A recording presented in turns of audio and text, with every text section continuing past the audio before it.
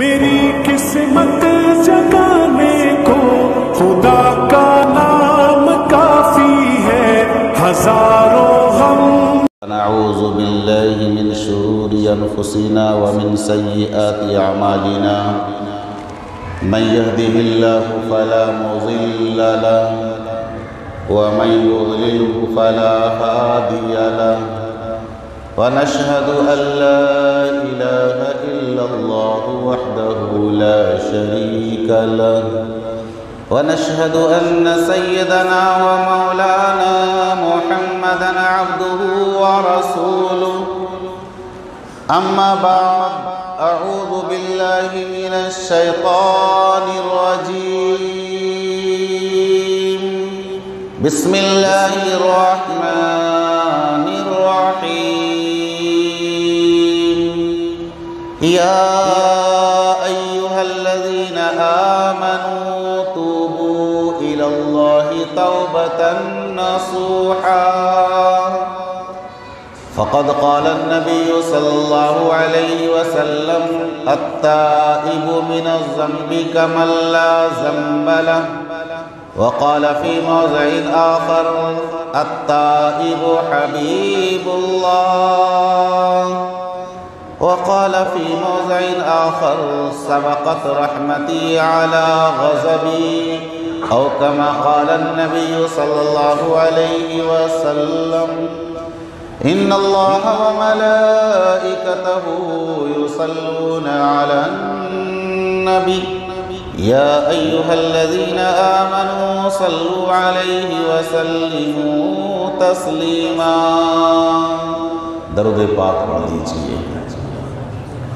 اللهم صل على محمد وعلى آل محمد كما صليت على إبراهيم وعلى آل إبراهيم إنك حميد مجيد. اللهم بارك على محمد وعلى آل محمد كما باركت على إبراهيم وعلى آل إبراهيم إنك حميد مجيد. محترم حضرات، حضرات سامعین و حاضرین، قابل قدر بزرگوں، نوجوانوں، دینی بھائیوں، گھروں میں بیٹھی سن رہی میری پیاری ماؤں اور بہنوں، قرآن کریم کے اندر حضرت حق جل مجدہ نے ارشاد فرمایا: یا ایہا الذین آمنوا توبوا الی اللہ توبۃ نصوحا. اے ایمان والو، توبہ کرو، سچی توبہ. اللہ تبارک و تعالی اپنے بندوں سے بے پناہ محبت فرماتا ہے. انسان گناہ و عصیان کا پتلا ہے. انسان کی ذات سے گناہ ہوگا، اگر ان سے کوئی خطا گناہ ہو جائے تو پریشان ہونے کی بالکل ضرورت نہیں ہے. اپنے گناہوں کو سامنے رکھتے ہوئے رب کائنات سے دعا کرے کہ اے میرے پروردگار، ہماری ذات سے گناہ ہو گیا ہے، میں اپنے گناہوں سے توبہ کرتا ہوں، اپنے سابقہ گناہوں سے، پچھلے گناہوں سے توبہ کرتا ہوں، اور آئندہ گناہ نہ کرنے کا وعدہ کرتا ہوں. اسی کا نام ہے توبہ. اللہ تبارک و تعالیٰ نے ہر چیز کی دوا بنائی ہے. اللہ جل شانہ نے ہر چیز کی دوا بنائی ہے، لیکن دو چیزوں کی دوا نہیں بنی. نمبر ایک، بڑھاپے کی کوئی دوا نہیں. اگر کوئی بوڑھا کہے یا لیت الشباب ان یعود، اے کاش میری جوانی لوٹ جاتی تو کتنا مزہ آتا. تو کوئی بوڑھا جوان ہو سکتا ہے؟ پوری رات اللہ کے سامنے دعا کرے، یا لیت الشباب ان یعود، اے کاش میری جوانی لوٹ جائے، بڑا بڑا خمیرہ آب ریشم تلاش کر کے کھائیں، بڑے بڑے قیمتی مغزیات آپ استعمال کریں، لیکن بڑھاپا آ گیا، اب جوانی نہیں آئے گی، بڑھاپا آ گیا، جوانی نہیں آئے گی۔ دنیا کی کوئی طاقت جوانی کی دوا نہیں بنائی ہے، یعنی بڑھاپا آ جانے کے بعد دوبارہ جوان نہیں ہو سکتا ہے، ورنہ جتنے بڈھے نظر آ رہے ہیں اور خاص طور پر پیسے والے مالدار، وہ دوا کھا کھا کر کے پھر سے جوان ہو جائے۔ نمبر 2، موت کی کوئی دوا اللہ نے نہیں بنائی، موت کی کوئی دوا اللہ نے نہیں بنائی۔ اسی طریقے سے ہر گناہ کا تریاق، جس طریقے سے رب کائنات نے ہر مرض کی دوا بنائی ہے، اسی طریقے سے رب کائنات نے ہر زہر کا تریاق بنایا ہے۔ تریاق کا مطلب زہر کی کاٹ۔ اللہ تبارک و تعالیٰ نے ہر زہر کا تریاق اینٹی بائیوٹک بنایا ہے، جس طریقے سے زہر کو کاٹ سکتی ہے کوئی اینٹی بائیوٹک تریاق، اسی طریقے سے رب کائنات نے ہر گناہ کا تریاق توبہ کو بنایا ہے، ہر زہر کی کاٹ۔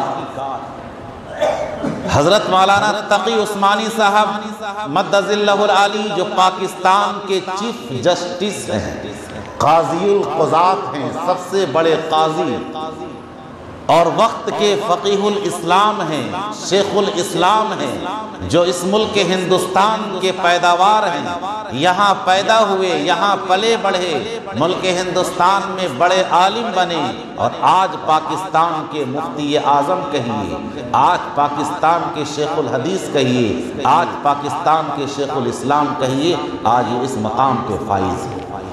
ایک مرتبہ وہ ٹرین میں سفر کر رہے تھے، سفر کرتے کرتے اچانک ایک جگہ پر ٹرین رک گئی۔ جب ٹرین رک گئی، کہاں پہ رکی ٹرین؟ افریقہ کے بیچ جنگل میں ٹرین رک گئی۔ افریقہ کا جنگل، گھنا جنگل، بہت مشہور ہے۔ وہاں پہ ٹرین جب رک گئی تو انہوں نے دیکھا کہ نماز کا وقت ہو چلا ہے۔ اگر ٹرین رک گئی ہے تو کیوں نہ وقت کا، موقع کا فائدہ اٹھا لیا جائے اور نماز ادا کر لی جائے۔ اپنے ساتھیوں سے فرمایا کہ چلو نماز ادا کر لیں۔ سارے ساتھی رک گئے، اتر کر کے نماز ادا کرنے لگے۔ حضرت مولانا تقی عثمانی صاحب بھی نماز ادا فرمانے لگے۔ نماز پڑھنے کے بعد حضرت وہاں پر ٹہلنے لگے، اس جنگل میں ٹہلنے لگے۔ ٹہلتے ٹہلتے وہاں کے درختوں کے پتوں کو توڑا، وہاں کے پھول پتوں کو چھوا۔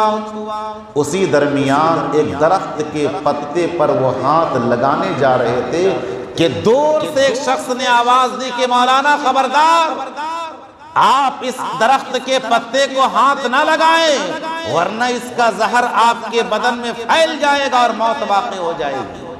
حضرت فوراً رک گئے اور کہا کہ کیا بات ہے؟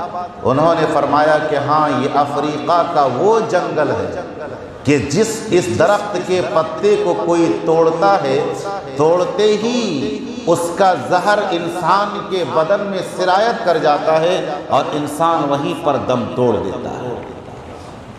کہا یہ تو عجیب بات ہے، لیکن وہاں جس نے آواز دی تھی انہوں نے کہا اس سے بڑی عجیب بات بتاؤں؟ اس سے بڑی عجیب بات یہ ہے کہ اللہ تبارک و تعالیٰ نے اسی درخت کے جڑ میں اس زہر کا تریاق بھی پیدا فرمایا ہے۔ اسی درخت کے جڑ میں اللہ تبارک و تعالیٰ نے اس زہر کی کاٹ اور تریاق بھی پیدا فرمایا ہے۔ اور وہ کیا ہے کہ اگر کوئی اچانک اس زہر کے درخت کے پتے کو توڑ لیتا ہے، یہاں کے باشندے جو یہاں کے رہنے والے ہیں ان سارے لوگوں کو پتا ہے کہ یہ زہریلا درخت ہے۔ اگر کوئی اسے بھول سے توڑ لیتا ہے تو فوراً اس کی جڑ کو چھو لیتا ہے، زہر کا اثر ختم ہو جاتا ہے۔ تو ہر زہر کا تریاق اللہ نے بنایا ہے۔ اسی طریقے سے گناہوں کا تریاق کیا ہے؟ توبہ ہے۔ اب سیزن آ رہا ہے، کیسا سیزن؟ آج شعبان المعظم کا چاند نظر آنے والا ہے، مغفرت کی رات آنے والی ہے، ساتھ ہی ساتھ رمضان کا مہینہ آنے والا ہے۔ ہم ابھی سے تیار ہو جائیں، سال بھر میں ہم نے بہت گناہ کیے، ان سارے گناہوں سے ہم توبہ کریں، ان سارے گناہوں سے توبہ کریں، اس لیے کہ رب کائنات کا فرمان ہے، میرے دربار میں آ کر کے میرا بندہ کوئی اپنے گناہوں کی معافی مانگتا ہے، معافی مانگنا میرے بندے کا کام ہے اور معاف کر دینا میرا کام، معاف کر دینا میرا کام۔ شیطان تو انسان کو ہمیشہ بہکاتا ہے، گناہوں سے کی طرف اسکاتا ہے۔ شیطان کا کام ہی ہے، جب حضرت ابراہیم علیہ السلام کو بہکا کر کے جنت سے نکال سکتا ہے تو ہمیں اور آپ کو بھی شیطان گناہوں میں ملوث کر سکتا ہے۔ حضرت امیر معاویہ رضی اللہ تعالیٰ عنہ جو وقت کے بڑے صحابی گزرے، بہت پابندی کے ساتھ وہ تہجد کی نماز ادا کرتے تھے۔ ایک مرتبہ غفلت میں انہوں نے تہجد کی نماز قضا کر دی، ان کی ذات سے تہجد کی نماز غفلت میں چھوٹ گئی۔ جب تہجد کی نماز قضا ہو گئی تو دن بھر انہوں نے اللہ کے دربار میں آنسو بہائے، عرض کیا کہ میرے رب، میں اپنے خطاؤں سے توبہ کرتا ہوں کہ میری تہجد کی نماز کبھی نہیں چھوٹتی تھی، آج تہجد کی نماز قضا ہو گئی۔ دن بھر وہ اللہ کے سامنے اپنے گناہوں سے، گناہ تو نہیں تھا لیکن توبہ کرتے رہے، ندامت کے آنسو بہاتے رہے۔ جب رات ہو گئی، رات ہونے کے بعد پھر جو بستر پہ گئے، نیند کے دامن میں گئے اور دعا کر کے سوئے کہ اے میرے پروردگار، آج مجھے تہجد میں جگا دینا، آج مجھے تہجد میں جگا دینا۔ تو وقت آنے سے پہلے، اٹھنے سے پہلے شیطان آ گیا اور آ کر کے کہا کہ اٹھ جائیے محترم، تہجد کا وقت ہو گیا ہے، آپ اٹھ جائیے، تہجد کا وقت ہو گیا ہے، کل آپ کی تہجد کی نماز قضا ہو گئی تھی، اٹھ جائیے، کہیں آج ایسا نہ ہو پھر تہجد قضا ہو جائے۔ کہا کہ آپ کون ہیں، مجھے کیوں جگا رہے ہیں؟ کہا کہ میں نہیں بتاؤں گا میں کون ہوں۔ کہا بتا دیجئے، کل آپ نے مجھے کیوں نہیں جگایا، آج آپ مجھے جگا رہے ہیں، آج جگانے کے لیے مجھے آپ کیوں آ گئے؟ اس وقت اس نے کہا کہ میں بدنام زمانہ ابلیس ہوں، میں بدنام زمانہ شیطان ہوں، کل آپ کو غفلت میں ڈال کر کے تہجد کی نماز کو قضا کروا دیا، اور تہجد کی نماز قضا ہونے کی وجہ سے آپ نے جو دن بھر ندامت کے آنسو بہائے ہیں، اللہ تبارک و تعالیٰ نے اس عمل کو اتنا پسند کیا، اتنا پسند کیا کہ آپ کو تہجد پڑھنے سے زیادہ ثواب عنایت کیا ہے۔ لہٰذا آپ آج اٹھ جائیے اور تہجد کی نماز ادا کر لیجئے۔ میں نہیں چاہتا کہ بندہ خدا کے نامہ اعمال میں بغیر عمل کیے زیادہ نیکیاں ان کو مل جائے، میں نہیں چاہتا۔ تو شیطان انسان کا کھلا دشمن ہے، جس کو قرآن مقدس کے اندر اللہ نے فرمایا ان الشیطان للانسان عدو مبین، کہ شیطان انسان کا کھلا دشمن ہے، اس سے گناہ پہ گناہ کرواتا ہے، کبھی شراب پلواتا ہے، کبھی زنا کرواتا ہے، کبھی بے حیائی کے اڈوں پہ لے جاتا ہے، کبھی گناہ کے اڈوں پہ لے جاتا ہے۔ اس سے ہمیں اور آپ کو پریشان ہونے کی بالکل ضرورت نہیں ہے، توبہ کا دروازہ ہر وقت کھلا ہے۔ اللہ تبارک و تعالیٰ تو فرماتے ہیں کہ آئے کوئی میرا بندہ اور میرے دروازے پہ آ کر کے اپنے گناہوں کی معافی مانگے۔ ایک مجرم جب گناہ کرتا ہے، اپنے گناہوں کو چھپانے کے لیے بھاگتا چلا جاتا ہے نمبردار، اور پولیس اس کا انتظار کرتے ہیں، تلاش کرتے ہیں، لیکن وہ بھاگتا چلا جاتا ہے، کہیں ایسا نہ ہو کہ میں نمبردار اور پولیس کی گرفت میں آ جاؤں۔ لیکن رب کائنات اپنے بندوں سے کہتے ہیں اے میرے بندے، آ جا میرے دربار میں، جتنے گناہ لے کر کے آؤ گے میں تیرے سارے گناہوں کو معاف کر دوں گا، سارے گناہوں کو معاف کر دوں گا۔ चुनांचे हजरत मूसा अलैहिस्सलाम का ज़माना है, कहत पड़ गया, बारिश नहीं होने लगी। हजरत मूसा अलैहिस्सलाम और उनकी पूरी कौम पानी तरसने लगी, पानी के लिए बेकरार हो गई पूरी कौम। हजरत मूसा अलैहिस्सलाम ने अपने पूरे कौम से कहा, चलो चटियल मैदान में चलते हैं और जाकर के रब्बे कायनात से दुआ मांगते हैं, अपने गुनाहों से तौबा करते हैं, रब्बे कायनात रहम फरमा करके रहमत की बारिश नाजिल फरमा देंगे। अब हजरत मूसा अलैहिस्सलाम अपनी पूरी कौम को लेकर के चटियल मैदान में चले गए और दुआ मांगने लगे। जब दुआ मांगने लगे, आवाज आई, ऐ मूसा तेरी दुआ कबूल नहीं होगी, और जितने लोग यहाँ पर है किसी की दुआ कबूल नहीं होगी, और जब दुआ कबूल नहीं होगी तो बारिश मैं नाजिल नहीं करूँगा। हजरत मूसा अलैहिस्सलाम ने फरमाया कि ऐ मेरे रब, आखिर माजरा क्या है, बात क्या है, क्यों नहीं बारिश नाजिल हो गई। अल्लाह तबारक व तआला ने फरमाया, इस मजमे में एक ऐसा शख्स है जो निहायत ही पाकीज़ा निहायत ही पापी और गुनहगार है, इंतहाई पापी और गुनहगार बंदा इस महफिल में, इस मजलिस में, जिसकी वजह से मैंने बारिश को रोक दिया। जब तक वो इस मजलिस से बाहर नहीं चला जाएगा मैं बारिश नाजिल नहीं करूँगा। अब हजरत मूसा अलैहिस्सलाम ने ऐलान कर दिया, इस मजमे में अगर कोई गुनहगार बंदा है, सबसे बड़ा गुनहगार बंदा जो है वो इस मजमे से निकल जाए, उसकी वजह से रब्बे कायनात ने बारिश को रोके रखा है। ऐलान किया हजरत मूसा अलैहिस्सलाम। अब कौन निकले? हर शख्स अपने ऐब को छुपाना चाहता है। अब कौन निकले? तो जो सबसे बड़ा गुनहगार पापी बंदा था वो अल्लाह की जानिब रुजू होता है और वो निदामत के आंसू बहाता है, वो तौबा के आंसू बहाता है और अल्लाह तबारक व तआला के दरबार में अर्ज करता है कि ऐ मेरे रब, मैं गुनाहों के दलदल में डूबता चला गया, तूने मुझे खाना भी खिलाया, पानी भी पिलाया, तूने मुझे कपड़ा भी पहनाया, कभी तूने मुझे आबरू नहीं किया, तूने मुझे कभी बेआबरू नहीं किया। ऐ मेरे रब, आज इस मजमे में मुझे बेआबरू ना कर। और रब्बे कायनात के दरबार में निदामत के, तौबा के खूब आंसू बहाए, इतना आंसू बहाया कि आसमान से रहमत की बारिश नाजिल हो गई। जब आसमान से रहमत की बारिश नाजिल हो गई और उस मजमे से कोई भी नहीं निकला था, फिर अचानक बारिश हुई तो हुई कैसे?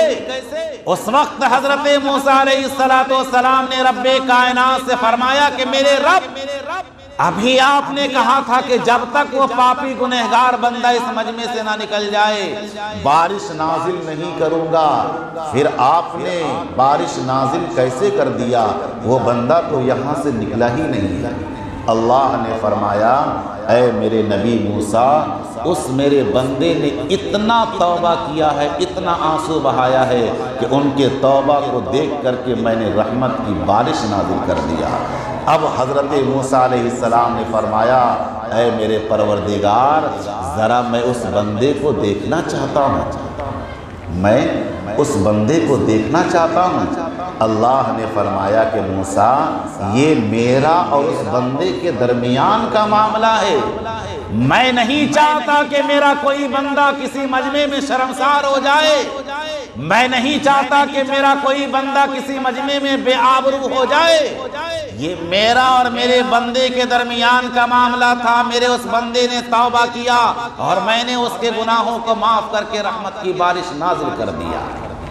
तो जिसकी वजह से अल्लाह तबारक व तआला ने बारिश को रोक दिया था, उसी बंदे की वजह से रब्बे कायनात ने फिर बारिश को नाजिल कर दिया। आप अंदाज़ा लगा सकते हैं कि तौबा के आंसू जब कोई बहाता है तो इंसान की ज़िंदगी की काया पलट दिया करते हैं रब्बे कायनात। اسی لیے اللہ کے لاڈلے نبی نے فرمایا التائب من الذنب کمن لا ذنب لہ، کہ توبہ کرنے والا ایسا ہے، توبہ کرنے والا ایسا ہے گویا کہ اس نے گناہ کیا ہی نہیں۔ اور آگے نبی پاک علیہ السلام نے ارشاد فرمایا التائب، حبیب اللہ کے توبہ کرنے والا اللہ کا دوست ہوتا ہے، توبہ کرنے والا اللہ کا دوست ہوتا ہے۔ اسی لیے کسی گنہگار بندے کو حقیر نگاہ سے نہیں دیکھنا چاہیے، اس کا عمل گرچہ حقیر ہے لیکن وہ بندہ خدا کی نگاہ میں حقیر نہیں ہوتا ہے۔ انسان کے عمل کو آپ حقیر جان سکتے ہیں، انسان کو کبھی حقیر نہ جانے، کب وہ کس طرح کے کیسے عمل کر ڈالے اور اللہ تبارک و تعالیٰ اسے کس طریقے سے معاف کر دے، یہ اللہ ہی جانتے ہیں۔ اس لیے کہ اللہ تبارک و تعالیٰ تو جب پکڑنے پر آتے ہیں تو 500 سال کے عابد کو پکڑ لیتے ہیں، اور جب بخشنے پر آتے ہیں تو پوری زندگی صنم کو پکارنے والے، صنم پکارنے والے کو اللہ تبارک و تعالیٰ معافی کا پروانہ دے دیتے ہیں۔ اس لیے انسان کو اپنے عمل پہ ناز نہیں کرنا چاہیے کہ میں بہت عمل کر رہا ہوں، میں بہت نمازیں پڑھ رہا ہوں، بس اللہ اپنے فضل سے بندوں کے خطاؤں کو معاف کر کے جنت کا پروانہ دے دیتے ہیں۔ چنانچہ حضرت علامہ جلال الدین سیوطی رحمۃ اللہ علیہ نے ایک واقعہ نقل کیا ہے بنی اسرائیل کے زمانے کا۔ تو کیا واقعہ نقل کیا ہے؟ ایک عابد تھا جو عبادت خوب کیا کرتا تھا، لیکن بال بچوں میں مصروفیات کی بنیاد پر وہ عبادت میں خلل پڑ جایا کرتا تھا، تو رب کائنات سے فرمایا کہ میرے رب، میرے بال بچوں کا محافظ تو ہے، میں چاہتا ہوں کہ میرے لیے کوئی ایسی جگہ کا انتخاب کر دیجئے جہاں جا کر کے میں تیری عبادت کروں اور بال بچوں کے جھنجھٹ سے میں بالکل فری ہو جاؤں، جسے رہبانیت کہا جاتا ہے۔ رہبانیت کا مطلب چلے گئے جنگل میں، اسلام نے، شریعت اسلام نے رہبانیت کو پسند نہیں کیا ہے، اسی کو آقا نے فرمایا لا رہبانیت فی الاسلام۔ اصل تو عبادت وہ ہے کہ بال بچوں کی بھی خدمت کی جائے، ان کی دیکھ بھال کی جائے، ان کے تقاضے ضروریات کو پورا کیا جائے، اور ان سارے اعمال کو کرنے کے ساتھ ساتھ اللہ کو راضی کرنے والے کام بھی کیے جائے۔ یہ اسلام کا تقاضا ہے۔ تو وہ عابد اپنے بال بچوں سے فری ہو کر کے کہاں گیا؟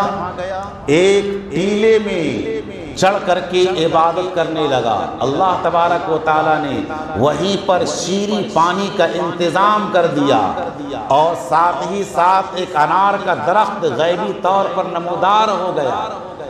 وہ انار کو توڑ کر کے کھا لیا کرتا۔ انار جانتے ہیں آپ لوگ کسے کہتے ہیں؟ کسے کہتے ہیں؟ اتنا بڑا مجمع میں کوئی نہیں جانتا۔ بے دانہ جانتے ہیں؟ ارے بھائی جانتے ہیں، اس میں دانہ نہیں ہوتا ہے۔ بے دانہ میں، بے دانہ جس میں دانہ نہیں، جبکہ اس میں صرف دانہ ہی دانہ ہوتا ہے۔ اور اب میں آپ کو ایک بات بتا دوں، اس بے دانہ کے اندر، جسے ہم اور آپ انار بھی کہتے ہیں، اس کے اندر ایک، ہر بے دانہ کے پورے پھل کے اندر ایک جنت کا دانہ ہوتا ہے۔ اسی لیے فرمایا گیا، علماء فرماتے ہیں کہ جب انار کھاؤ تو اسے آرام سے کھاؤ، اس کے چھلکے، اندرونی چھلکے سمیت کھاؤ۔ اس کے کھانے سے کیا ہوتا ہے؟ پرانی کھانسی ختم ہو جاتی ہے، قبض دور ہوتا ہے۔ انار کے چھلکے سمیت، اندرونی چھلکا، باہر کا چھلکا نہیں کھانا ہے، اندرونی چھلکے سمیت اگر کوئی انار کھاتا ہے، پرانی کھانسی دور ہو جاتی ہے، اور پیٹ کا نظام درست ہو جاتا ہے، قبضیت کا نظام درست ہو جاتا ہے۔ اس کے اندر، ہر بے دانہ کے اندر ایک دانہ جنت کا ہوتا ہے۔ اسی لیے بہت حساب سے اسے کھولے اور کھائیں، دانہ ادھر ادھر جانے نہ پائے، کہیں ایسا نہ ہو کہ وہ دانہ آپ کے ہاتھ سے چھٹک کر کے ادھر ادھر چلا جائے جو جنت سے آ کر اس کے اندر ڈالا گیا ہو۔ باہر کیف تو انار کا دانہ وہ کھاتے، شیریں پانی پیتے، اللہ کی عبادت کرتے۔ 500 سال تک عبادت کیا اس بندہ خدا نے، 500 سال تک عبادت کرتے کرتے جب وہ بوڑھا ہو گیا، پہلے زمانے میں لوگ لمبی لمبی عمریں جیا کرتے تھے، انہوں نے اللہ سے دعا کی تھی مجھے طویل زندگی نصیب کرنا۔ 500 سال تک عبادت کیا، جب دنیا سے جانے کا وقت آیا تو اللہ سے فرمایا میرے رب، میری تمنا ہے کہ میری موت سجدے کی حالت میں آئے۔ میری تمنا ہے کہ میری موت سجدے کی حالت میں آئے، لہٰذا سجدے کی حالت میں اس کی موت ہو گئی۔ جب سجدے کی حالت میں موت ہو گئی، اللہ نے فرشتوں سے فرمایا کہ جا میرے اس بندے کو میرے فضل سے جنت میں داخل کر دے۔ کیا کہا اللہ نے؟ کہ جا میرے اس بندے کو میرے فضل سے جنت میں داخل کر دے۔ اب اس عابد نے کہا کہ اے میرے رب، آپ یہ کیسی بات کرتے ہیں؟ کم سے کم میری دل لگی کی خاطر تو یہ کہہ سکتے تھے کہ جا میرا یہ بندہ 500 سال تک میری عبادت کیا تھا، میں 500 سال کی عبادت کے بدلے میں اپنے بندے کو جنت میں داخل کرتا ہوں، یہ کہہ دیتے تو مجھے تسلی ہو جاتی۔ اللہ نے فرمایا، فرشتوں سے فرمایا کہ میرے اس بندے کو جا ذرا جہنم کی سیر کرا کر کے لا۔ اب فرشتے اس بندے کو جہنم کی جانب لے جانے لگے۔ ابھی 500 سال کی دوری تھی جہنم کہ اس انسان کا بدن ہوا کی لپیٹیں جو آ رہی تھی، جہنم کی ہوا کی لپیٹیں، گرم گرم تپش ہوائیں، اس کا بدن سوجنے لگا اور گلا خشک ہونے لگا اور پانی پانی کرنے لگا، پانی پانی وہ بندہ کرنے لگا۔ اب اس نے کہا کہ مجھے پانی پلایا جائے، پانی پلایا جائے۔ اچانک ایک پانی کا غلاس غیبی طور پر نمودار ہوا۔ جیسے ہی اسے پانی کا پیالہ نظر آیا، وہ دوڑا پانی کی طرف لپکا۔ جیسے ہی لپکا تو آواز آئی، خبردار، اس پانی کو پینے کے لیے 500 سال کی عبادت دینی پڑے گی۔ اس نے کہا کہ میرے پاس تو 500 سال کی عبادت ہے۔ اب اس ایک گلاس پانی کو پی لیا۔ جب اس ایک گلاس پانی کو پی لیا، اللہ نے فرشتوں سے فرمایا کہ جاؤ اسے جہنم میں داخل کر دو۔ اس بندے نے کہا اے میرے رب، میں جہنم میں کیسے جاؤں؟ میں نے تو 500 سال عبادت کی ہے۔ اللہ نے فرمایا میرے بندے، تیری 500 سال کی عبادت تو ایک گلاس پانی میں ختم ہو گئی۔ تیری 500 سال کی عبادت ایک گلاس پانی میں ختم۔ اب تو جنت میں کیسے جائے گا؟ تو نے تو میرے دربار میں عرض کیا تھا کہ میں نے 500 سال عبادت کی ہے، ایک گلاس پانی کی قیمت 500 سال کی عبادت، اور تو نے دنیا کے اندر رہ کر کے لاکھوں گلاس پانی پیے تھے۔ پہلے اس کا حساب دے، اس کے بعد جنت میں جانے کی سوچنا۔ وہ بندہ سجدے میں گر گیا اور کہا کہ میرے رب، حقیقت یہی ہے کہ کوئی انسان اپنے عمل کی بنیاد پر جنت میں نہیں جائے گا، بلکہ جو بھی جنت میں جائے گا اللہ کے فضل سے جنت میں جائے گا، اللہ کے فضل سے جنت میں جائے گا۔ اس لیے انسان ہمیشہ اپنے گناہوں سے توبہ کرتے رہے۔ انسان گناہ کا پتلا ہے، گناہ اور عصیان کا پتلا ہے۔ چھوٹی بڑے گناہ ان کی ذات سے ہوتے رہتے ہیں، لیکن وہ اپنے گناہوں سے توبہ کر لے، اللہ تبارک و تعالیٰ گناہوں کو معاف کر دیتے ہیں۔ اور انسان ہر وقت توبہ کے آنسو بہاتے رہے۔ 2 قطرے اللہ کو بہت پسند ہیں، ایک توبہ کا آنسو، نمبر 2 شہید کے خون کا قطرہ۔ یہ 2 قطرے اللہ کو بہت پسند ہیں۔ جو کوئی بندہ گناہوں کو کر لینے کے بعد اللہ کے سامنے روتا ہے، گڑ گڑاتا ہے، اللہ تبارک و تعالیٰ بندے کے درجات کو بلند فرما دیتے ہیں، ان کے گناہوں کو معاف کر دیتے ہیں۔ اسی کو اللہ نے قرآن میں فرمایا، یا ایھا الذین آمنوا توبوا الی اللہ توبۃ نصوحا، اے ایمان والو توبہ کرو، سچی توبہ کرو۔ توبہ کسے کہتے ہیں؟ پچھلے گناہوں، جو ہو چکا گناہ، اس سے توبہ کرنا، اس سے معافی مانگنا، اور آئندہ گناہ نہ کرنے کا مکمل ارادہ کرنا، اسے کہتے ہیں توبہ۔ اگر کوئی پچھلے گناہوں سے صرف توبہ کیا اور آئندہ گناہ کرنے کا ارادہ دل میں ہے، اسے توبہ نہیں کہتے ہیں۔ اللہ تبارک و تعالی ہمیں اور آپ کو حقیقی توبہ پر عمل پیرا ہونے کی توفیق عطا فرمائے۔ آمین۔ وآخر دعوانا ان الحمد للہ۔